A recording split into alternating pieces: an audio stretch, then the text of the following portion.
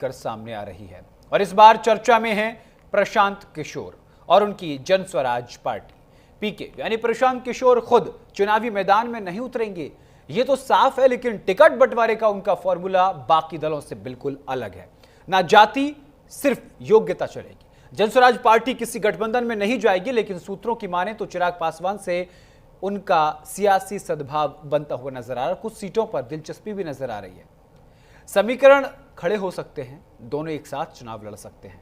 संभावना यह भी जताई जा रही है कि चिराग के कुछ नाराज चेहरों को जन स्वराज पार्टी अपना सिंबल थमा सकती है, लेकिन आवेदन, मूल्यांकन और 21,000 की एंट्री फीस के बाद ही मिलेगा टिकट।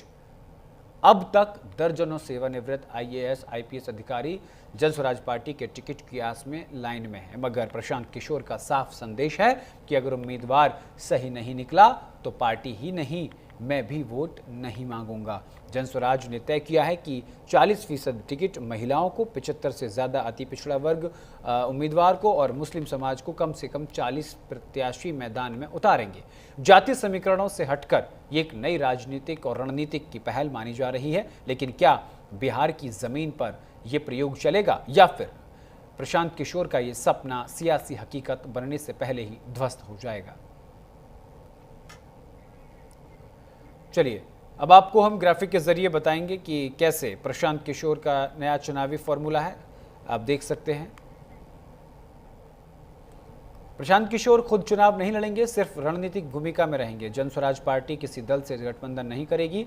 टिकट के लिए 21,000 रुपये आवेदन शुल्क, कोई गारंटी नहीं। 40% महिलाओं को टिकट, 75 से अधिक अति पिछड़ा प्रत्याशी संभावित, IAS IPS समेत कई दावेदार लाइन में हैं। प्रशांत किशोर की अंतरिम मोहर बाकी, गलत प्रत्याशी को वोट नहीं मांगेंगे, ये बात प्रशांत किशोर की तरफ से कही गई है। और इसी खबर पर विस्तार से जानकारी के साथ लगातार पंकज वानखेड़े हमारे साथ बने हुए हैं। पंकज, प्रशांत किशोर अब खुद चुनाव नहीं लड़ेंगे, ये लगभग वैसा ही है जैसा नीतीश कुमार कभी चुनाव नहीं लड़ते हैं लेकिन हर बार मुख्यमंत्री रहते हैं। तो क्या जन स्वराज पार्टी कुछ हटकर नया प्रयोग करने जा रही है? गौरव, देखिए, ये पहली बार ऐसा एक्सपेरिमेंट हो रहा है, क्योंकि इसको इस तरह से समझिए कि बिहार में या किसी राज्य में ऐसा पहली बार हो रहा है कि कोई ऐसा नेता तैयार हुआ है जो इन तमाम नेताओं के लिए पॉलिटिकल स्ट्रेटेजी तय करता था। अगर आप याद करेंगे, भारतीय जनता पार्टी के लिए भी 2014 में पॉलिटिकल स्ट्रेटेजी तय करते थे प्रशांत किशोर। उसके बाद लालू और नीतीश कुमार के लिए भी इससे पहले चुनाव में स्ट्रेटेजी तय करते थे। और अब बिहार में जेडीयू, भारतीय जनता पार्टी और आरजेडी के खिलाफ अब वो चुनाव लड़ रहे हैं। कांग्रेस भी उसमें से एक पार्टी है।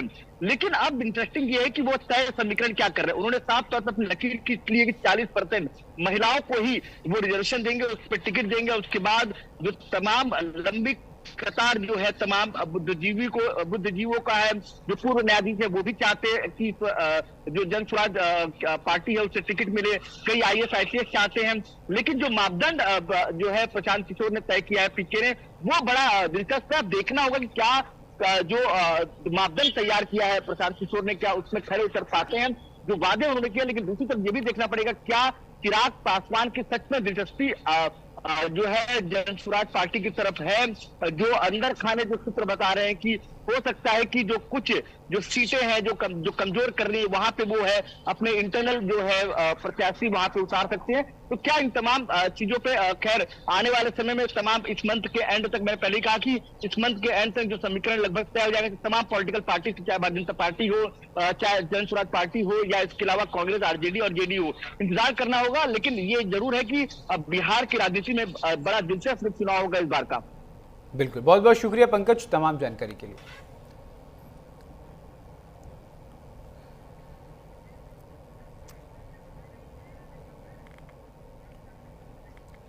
बिहार के जमुई से बड़ी खबर आपको